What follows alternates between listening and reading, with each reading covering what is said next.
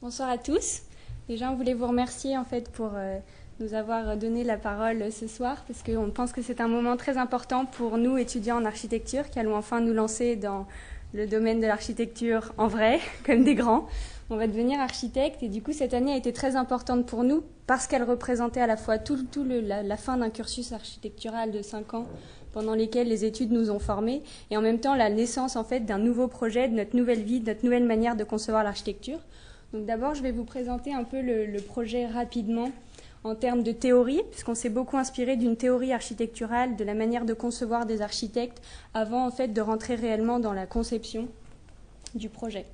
Donc pour parler un peu de théorie, on s'est intéressé tout d'abord à ce qui nous avait motivés à faire les études d'architecture. Et en fait, à juste titre, on pense que les études ont été très fortement valorisées en fait dans l'ensemble des étudiants parce qu'elles ont été en fait très pluridisciplinaires. C'est-à-dire en tant qu'architecte, en tant qu'étudiant d'architecture, on a la chance de pouvoir faire de l'histoire, de l'art, on voit de la sociologie, de l'anthropologie. Et je pense que toutes ces matières nourrissent en tant qu'être humain notre futur métier. Et donc c'était important pour nous de remettre en fait toute cette sphère culturelle, tout ce milieu bouillonnant qui va en fait et qui vient dans le discours architectural, qui mélange tous ces univers dans le projet, pour en fait essayer de créer quelque chose qui soit à l'interstice. Un peu à l'instar du travail par exemple de Bernard Tchoumi, qui pouvait par exemple comparer son travail d'architecte avec le travail de cinéaste, qui échangeait en fait entre le milieu du cinéma, le milieu de l'architecture, et en fait se poser la question de comment l'espace, l'environnement peut être interprété dans d'autres arts. C'est-à-dire comment, par exemple, le cinéma traite les liaisons, etc. Et donc, on s'est intéressé particulièrement à un art qui était la littérature. Et en fait, on s'est demandé d'abord, dans un premier temps, comment la littérature pouvait imprégner notre travail d'architecte. Donc, en ce sens-là, c'est-à-dire aider l'architecte à concevoir, donner des nouvelles manières de créer et de penser l'espace. Et ensuite, dans un second temps, comment utiliser la littérature, en fait, et l'architecture plus précisément, pour remettre la littérature dans la ville et donc donner des lieux pour que les jeunes et puis les gens qui lisent de moins en moins aujourd'hui avec toute la naissance des médias qui mettent en avant l'ère numérique, et donc retourner un goût à la littérature et donc créer en fait un espace un peu équipement pluridisciplinaire qui ait cette double jonction, donc qui soit dans un premier temps donc travailler avec une manière un peu différente, plus théorique, et ensuite qui a valeur à redonner goût de la lecture dans la ville. Donc en fait on s'est intéressé à la ville de Paris, puisqu'à l'époque c'était dans cette ville-là qu'on étudiait. Il était important pour nous de faire en fait des visites dans les sites et d'être imprégné des lieux, parce qu'on connaît déjà l'aspect culturel de Paris, son intérêt pour la littérature, avec beaucoup de poètes, même de peintres qui ont travaillé sur cette ville, et donc c'était important pour nous de sillonner les rues et de trouver en fait une parcelle non habitée et qui pourrait pour nous développer en fait des sentiments qu'on aurait peut-être retrouvés dans un ouvrage pour ensuite l'interpréter et se servir du livre pour recréer en fait plusieurs espaces au sein de ce terrain. Donc en fait là je vous présente du coup la parcelle qui a été l'objet de notre choix, qui est donc une parcelle qui se situe au niveau de la petite ceinture de Paris, dans le 19e arrondissement, proche en fait de la Cité des Sciences, et qui était un endroit qui était assez intéressant parce que les rails en fait de la petite ceinture séparaient vraiment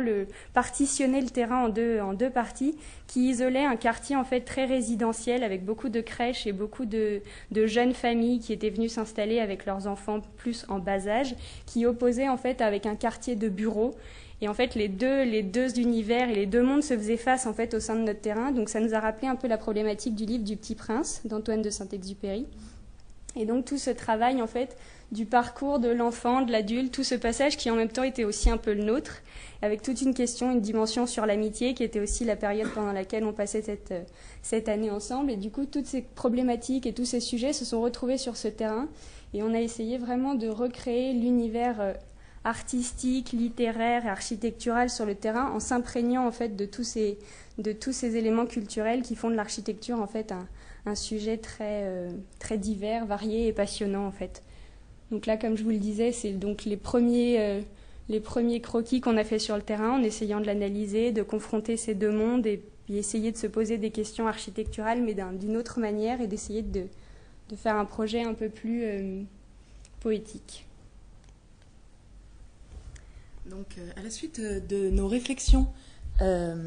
et du travail que nous avons fait tant sur le site que sur l'interprétation personnelle que nous avions du livre d'Antoine de Saint-Exupéry, nous avons créé un projet architectural qui est à la fois un bâtiment et un parc. L'espace vert existant, donc, qui est cette parcelle, est aujourd'hui clôturé et interdite d'accès au public. Donc on a cherché avec ce projet à la rendre au quartier sans la dénaturer. Le bâtiment qu'on a créé cherche à s'intégrer dans l'espace existant en passant sous les voies et en créant différents volumes qui vont venir habiter le parc. Les transitions entre parc et bâtiment ont été travaillées de multiples manières. Chaque espace intérieur a une nouvelle manière de se lier à son espace extérieur propre afin de renouveler la perception physique du lieu à chaque visite, afin de renouveler à chaque fois le bâtiment pour pouvoir le visiter plusieurs fois sans ennui et sans lassitude. Ce travail d'espaces multiples, de vues et d'enveloppes perméables fait partie d'une scénographie que nous avons travaillée, une scénographie recherchée à partir du texte. À chaque espace architectural correspond un personnage créé par M. de Saint-Exupéry, une fonction programmatique et une scénographie particulière qui va faire le lien entre cette fonction et le personnage choisi. Pour ce qui est de la qualité environnementale du projet, nous l'avons ciblé surtout sur le respect du lieu premier, et notamment sur un instinct de conservation des choses importantes que nous avons lues dans le lieu. Donc d'abord, la conservation de la topographie originelle par l'intégration du bâtiment, la conservation des sols perméables par la densification de notre bâti, notamment sous les voies,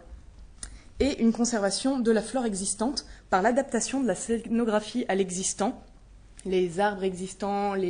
la topographie étant retravaillée pour venir s'inscrire dans le texte et dans l'histoire que nous voulions raconter en plus de celle de Saint-Exupéry à travers ce bâtiment. Par son programme, le projet peut être qualifié d'équipement culturel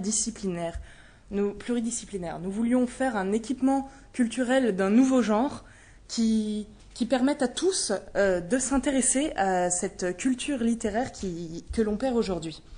Donc on a dans cet équipement à la fois une médiathèque et un atelier,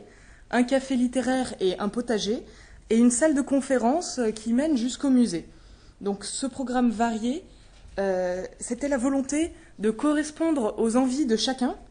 pour que tout le monde puisse s'y retrouver. On a notamment voulu mettre l'accent dans ce projet sur l'appropriation du lieu, parce que comme la culture littéraire, la culture architecturale est aujourd'hui plus difficile à comprendre par le public qui a du mal à se l'approprier. Donc nous avons voulu faire de notre projet un véritable espace public au sens strict du terme, c'est-à-dire un espace qui appartient à tous. Donc plusieurs installations et activités ont été prévues pour la libre expression, c'est-à-dire chacun est libre de donner son opinion sur le texte, sur le bâtiment, de s'exprimer artistiquement dans plusieurs installations prévues, ainsi que d'échanger, l'échange est mis en valeur, notamment entre eux, mais aussi avec les personnes qui font la culture littéraire vivante d'aujourd'hui, à savoir les auteurs, les conférenciers, les artistes. Un autre point qui nous avait semblé important au regard des bâtiments culturels qui existent aujourd'hui, c'est que le programme des différents pôles du projet est toujours changeant en fonction des heures du jour ou de la nuit, des semaines et des saisons. C'était une volonté de rendre ce projet adaptable à l'emploi du temps de chacun, mais aussi en perpétuel renouvellement, car nous pensons que l'espace culturel doit être vivant si nous voulons que la culture le reste. Nous espérons, à travers ce projet, avoir pu faire voyager nos professeurs, notre jury, mais vous également, entre les lignes, qu'elles soient celles de vos lectures ou celles des chemins de fer, jusqu'à atteindre votre imaginaire.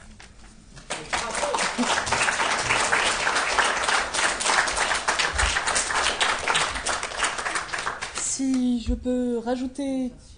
une petite phrase, j'aimerais, au nom de Mathilde et de moi-même, adresser de grands remerciements au groupe Société, Prospective et Architecture, à notre directrice d'études Marie-Luce Liakopoulos-Bacille et à son professeur associé, M. Frédéric Lefebvre, pour nous avoir suivis dans cette aventure du PFE et dans toutes nos extravagances architecturales et littéraires. Merci beaucoup.